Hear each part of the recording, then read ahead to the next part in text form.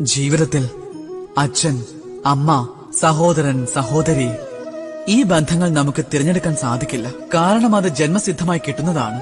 പക്ഷെ സൗഹൃദം, ആ ഒരേ ഒരു ബന്ധമേ ഉള്ളൂ നമുക്ക് സ്വയം തിരഞ്ഞെടുക്കാൻ സാധിക്കുന്നതായി. നമുക്ക് സ്വയം ഉണ്ടാക്കിയെടുക്കാം, വളർത്തി വലുതാക്കിയും എടുക്കാം.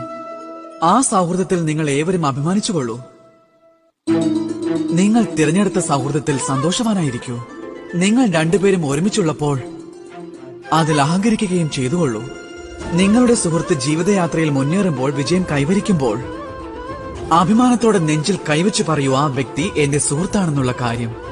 നിങ്ങളുടെ സുഹൃത്ത് എന്തെങ്കിലും കാരണത്താൽ പുറകോട്ട് പോവുകയാണെങ്കിൽ, എന്തെങ്കിലും അപകടത്തിൽ അകപ്പെടുകയാണെങ്കിൽ, ഉറപ്പായും അപ്പോഴും അഭിമാനത്തോടെ അവന്റെ കൂടെ നിന്ന് പറയണം, ഇതെന്റെ സുഹൃത്താണെന്ന്.